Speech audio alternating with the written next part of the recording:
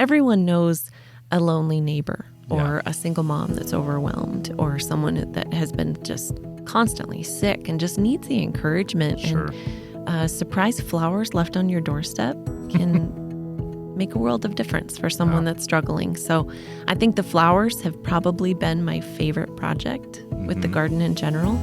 Hello and welcome to the Finding Idaho podcast, where we jump into the Boise area real estate market. We bring in small businesses and just talk about Idaho life in general. Today we have a very special guest. This is my lovely wife, Nellie. If you watch the introductory video and audio podcast, you got to see her already. And I think you joined us for one other one as well with Stage to Impress, right? That's right. So this is her third appearance on the podcast. All kinds of excitement going on. Lucky me. But today we're actually here to talk a little bit about what Nellie has been doing in the community. I'm going to let you go ahead and introduce yourself and kind of what you've been doing and how long you've been doing it. Okay. So our home church, Calvary Chapel Meridian, here in Meridian, Idaho, has 8.3 acres that has been sitting, waiting for us to build. And I kept thinking about that land and wondering if a portion of it could turn into a garden. So we pitched the idea to the pastors, and they got excited about it, and they gave us the back corner acre of the lot, which is where the name came from for the corner garden. And in 2020, the year the world went crazy, we put up a fence and we started working on the weeds and brought in some topsoil. And in 2021, we had our first growing season. Major project. We had to bring in water. We did have pressurized irrigation available to us, but that ground had never grown anything that we know of. So we were definitely starting from ground zero. Sure. We got some people in the church that got excited with us, and we had wonderful help. It was a year of pulling weeds and putting seeds in the ground to see what would happen. And picking rocks out of the ground, as I recall. Oh, the rocks. We could call it the rock garden. That would work. We ended up growing 1,500 pounds of vegetables, and we gave away about 50 flower arrangements to people in the community.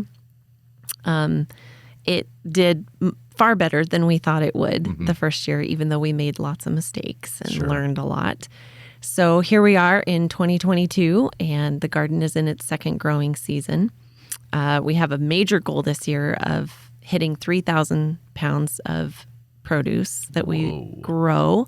We added in a pumpkin patch this year and squash and corn. And we also would like to give away 200 flower arrangements to people in the community. That's a lot. It is. So a 4 times over increase from what you did last year. The only rule that we have for people that come pick up an arrangement is that they have to give it away. So we had people last year that would actually take them to the hospitals. They would go deliver to the local nursing homes. We had people that everyone knows a lonely neighbor or a single mom that's overwhelmed or someone that has been just constantly sick and just needs the encouragement. And surprise flowers left on your doorstep can make a world of difference for someone that's struggling. So I think the flowers have probably been my favorite project with the garden in general.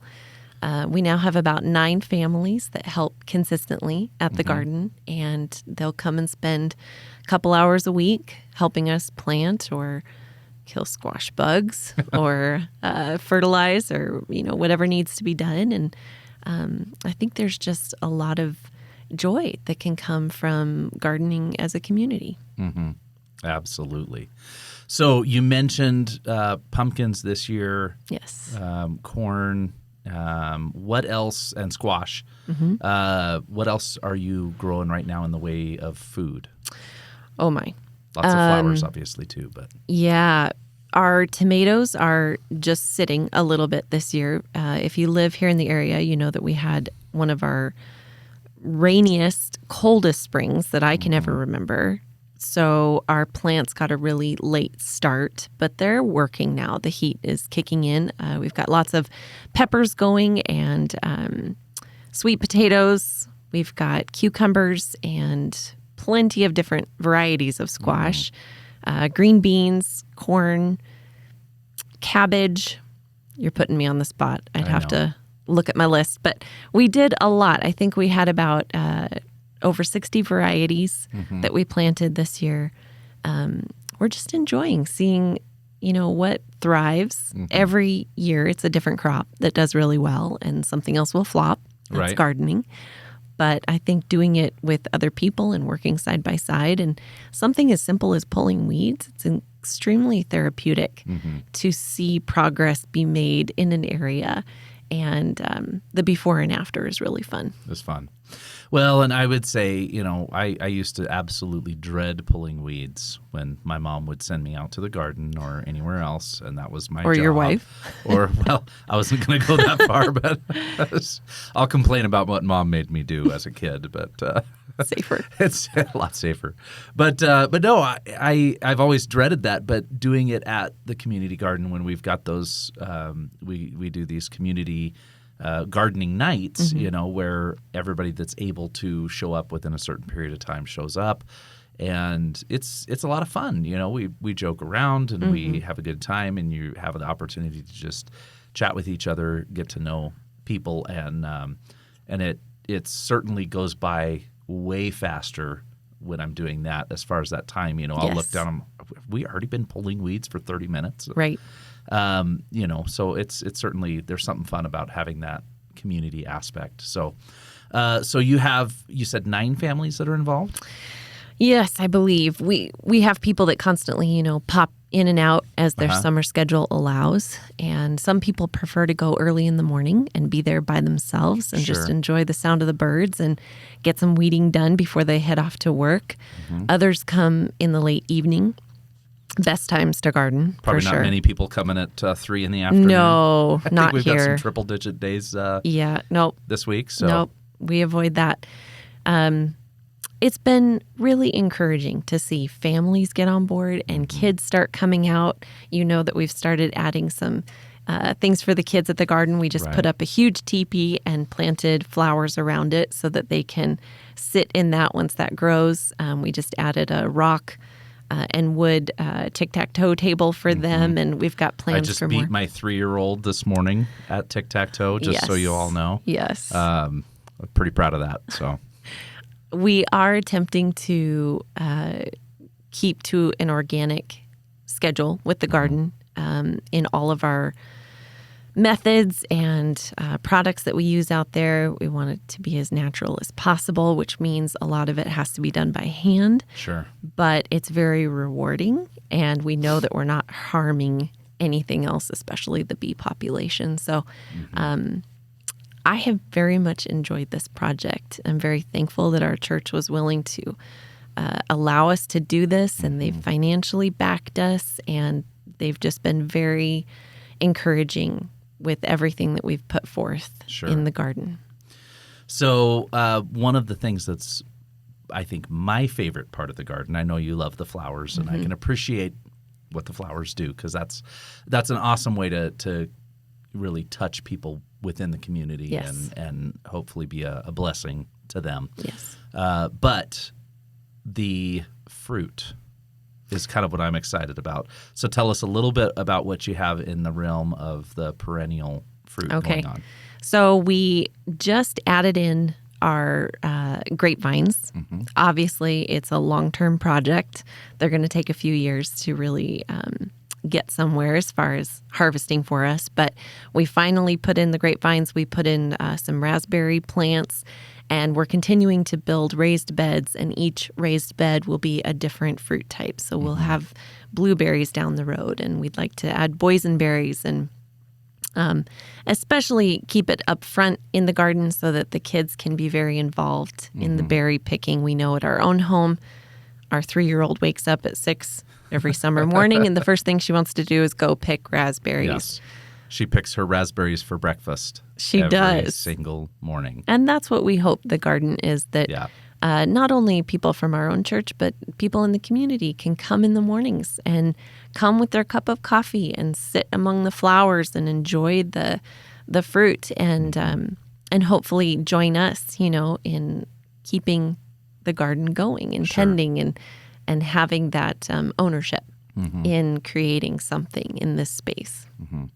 So you forgot to mention the 2 apple trees and 2 peach trees as well, right? Apricots. Oh, apricots. But close. I'm sorry. Yeah, we did They're from start the Prunus family. I knew that. We did start a little orchard. Again, it's it's the long game. But they're thriving. They're doing well. It just takes time. We have a total of 6 apples. I counted. Did morning. You? Yes. Well, I think there's 7. So don't shortchange me. Okay. I think there's 7 on the tree. I understand. I'm pretty excited about those, though, too. Yes. I think those are on the Honeycrisp tree. Pretty excited about. And, and no worms or anything that I saw either. No. So. But we'll stay on top of those. That's something I'm excited to be able to kind of be a part of, pruning the trees and the grapevines. And I've learned a decent amount at our house and ready to kind of jump in there and work on them too. So excited for what's to come. Yes. So about how much space do you have left to, I know being out there's still a decent amount of a weed patch going on. Yes. So about how much space percentage-wise would you say that you still have, and what's the plan going forward with that space next year or in years to come? If I had to guess, I would say that out of our 1 acre of space, we probably have about 65% that's being used right now. The rest is obviously something that we need to tackle as far as the weeds. We were working with extremely clay soil when we began, so we had to bring in compost. We've brought in anything that will help worm castings and fertilizer and any organic matter that we can get our hands on. So that is a slow process to change that soil into something that we can use and not be fighting. Clay doesn't absorb water. So that is our goal, is to, by next year, be at a place where that weed patch, as we call it, is fully planted and we're adding in new raised bed. It's very expensive actually to get a garden up and going if you're going to be doing a lot of trellising like we do. Right. We try to keep our crops up off the ground to avoid disease and issues like that. So cattle panels and wood for raised beds. And our dream someday is to own our own little tractor so that we're not borrowing from people. That's my dream too, mostly for playing, but I think it'll be useful. But a little tractor and a greenhouse, cold frame. Yes, thank you. That is what we would love to see out there. I think more people could make use of it. It could really be well used. Sure, absolutely. Yeah. Okay, so switching gears here a little bit. With the harvest, you talked about the flowers and kind of what the goal is with those. How would somebody be part of that if they have somebody that they know of, a neighbor or loved one, that they want to give a bouquet of flowers to? How do they go about actually getting that? So normally midweek, we put a note on our Instagram account and our Facebook page, which is Instagram is CCM_garden.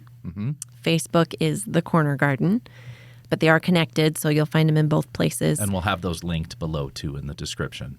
We put a note out telling people, hey, we're going to have 10 arrangements available this Saturday morning. If you would like to have one, please send us a private message. We'll get you the pickup instructions. We normally can't say yes to everyone every week that wants one, but we try to pick them up the next week if possible, trying to get the most that we can arranged every weekend. Normally those are picked up on Saturday mornings. And again, the only stipulation is you just give it away. The food is completely given away except for the families that help us at the garden. They are allowed to take their weekly vegetables, whatever their family can make use of. And then anything past that point, we actually give away on Sunday mornings at our home church, Calvary Chapel Meridian. in a little spot we call the garden table. And it's set up where home gardeners from our church can bring whatever extra they have, anything from eggs and herbs to flowers and plants and veggies and fruits. And it also is where we give away everything from the corner garden. Gotcha. So by August and September, we're bringing buckets and boxes of tomatoes and peppers and those tables are potatoes. Pretty loaded. Yeah. It's really fun to be a part of, and that's completely given away to anyone that can make use of it. Sure. So that's probably my second favorite from the garden. Yeah. And I've loved to see that. Last year, as I recall, I don't remember what it was exactly, but somebody came and they grabbed a bunch of stuff that was kind of left over. Not everybody had taken things on Sunday. It was toward the end of the season where there was just tons. But then they went and made some jam out of one of the fruits, I think, and then brought it back the next week. Yes, which was really fun because she brought several things of jam canned items to I think give that away. happened with salsa a few times too. Sure. They would take the leftovers and bring it back in a different form. In a different, it's pretty awesome. Yeah. So, but as far as the families that help, you say they can take their weekly allotment, so they're not taking stuff to go can or anything like that. They're taking what they can actually use for the week. Yes. Gotcha. So how does somebody get involved on that level as far as a family is concerned? Both, with what they can do this year and maybe, I know right now from talking to you, those kind of positions are filled up. We can only have so many people that are in that capacity. Right. But talk a little bit about what that capacity does look like, that requirement, and then how people can maybe get involved both this year and in future years if they wanted to try to get one of those spots, I guess. This year, we've set up a waiting list. And those people on the list are those that perhaps are already helping us this year, not in a gardener's position, but they're just popping in to see how the garden works. Well, they get first shot at becoming a gardener next year, being one of our committed families. Of those committed families, we ask that they give us at least 3 hours a week, and they can do it, like I said, very early mornings, evenings. They can come to the group times. It can be on their own schedule for whatever works for their family. Some choose to bring their kids with them. Some come husband and wife team. Some just enjoy coming alone. Sure. It all works. Yep. But the waiting list is helping us to figure out who wants to be involved next year. I'll start contacting people roughly in March, not only the gardeners from this year to say, do you still want to be with us next year? Is that going to work for you? Also those who haven't had a chance yet and say, we have this many open spots. Would you like one of them? You commit May through October, and you do need to be there for our planting days in May. It's very important. And then the last thing we ask for is that you just come and help us put the garden to bed, as we call it, in October. Sure. But everyone goes on vacation in the summer. We know that. We do as well. So there's lots of flexibility. If you're going to be gone for 2 weeks, you can make up your time before or after. The whole goal is just sharing the load of the work. Right. Gardening together and getting excited about the crops that we're growing, even having a say in what we grow. I ask these people, what should we put here? I've got this much room. What do you guys think we should grow? I think with the amount of land that we're going to be able to plant next year, we'll be able to add more families in. So I'm very excited to see how that can grow next year and how we can be a larger gardening group. Love it. Love it. Okay. So as far as helping out right now, getting onto that list, do they just go social media pages? How do you want I them think to it's get the hold of you? easiest. They can also email me at garden@ccmeridian.org. Okay. That will come to me as well, and I can give them additional information. Best thing to do is probably just to come out and join us for one of the group gardening nights and see the garden itself. Sure. Get to meet us. Obviously, you're out there almost just as much as I am. See if it's the right fit for you and your family, if it's something you might want to do next year. Some people get really excited about having access to the organic veggies. Some just simply want to come and be a part of something bigger than themselves and their home garden and that sort of thing. and see the food go out and see the flowers go out and see people be blessed. And we hope that the garden produces hope for people. We have hope as Christians, and we live with that, and we want that to be a part of everything that we do. So whatever our hands find to do, we want it to point to the hope that we have in Jesus and what gives us joy in life. So that's the goal of the garden. Love it. Love it. Okay, so what else are you in need of? I mean, you mentioned a tractor. If there's somebody out there that wants to give you a tractor, that we dig it. That'd be awesome. But seriously, in whatever practical things, are there things, whether supplies aspects, I don't know if somebody wants to just hand over money, but can always they bring things. What things are you in need of, though, practically speaking, that people can just take from their supplies and bring you? Is there anything in that realm? We would love to add some more seating at the garden in different spots. We'd love to put a little bistro set near the flowers, more chairs in the grapevine and orchard area so people can come, like I said, enjoy a morning cup of coffee, sit with their kids. Umbrella stands, umbrellas themselves, things that just add some ambiance, some shade to the garden. There's almost no shade out there right now. Yeah, until things begin to grow. It's pretty sunny and hot, which is good for the vegetables. We're always in need of things like cattle panels and T-posts and new tools that, aren't completely worn out. Even small things like gloves, and gardening aprons and things that we go through really quickly and notice that everything's got holes, after a growing season. So there's always ways that people can donate to the garden and help out. Sure. Love it. Okay. Well, thank you so much for coming and hanging out with me a little bit. I like having you here. So, but the Corner Garden, so located 10 Mile and Ustick, if you want, or in that vicinity at least, just behind Maverick. So if you want any more information, you want to get a hold of my wife, Nellie, you can go to CCM_garden, which is on Instagram, or on Facebook is the Corner Garden. Correct. Right? And just message her there, and we'll get you in touch and see if we can get your help out there. So love to have you guys out there, love to meet you, and we would love to just have you be a part of this awesome community garden that Nellie's been doing. It's really been a blessing for what I've been able to be a part of and help out there. Been a lot of fun. So thank you. And, look forward to hearing from you guys. Give us a subscribe, and we'll talk to you next week.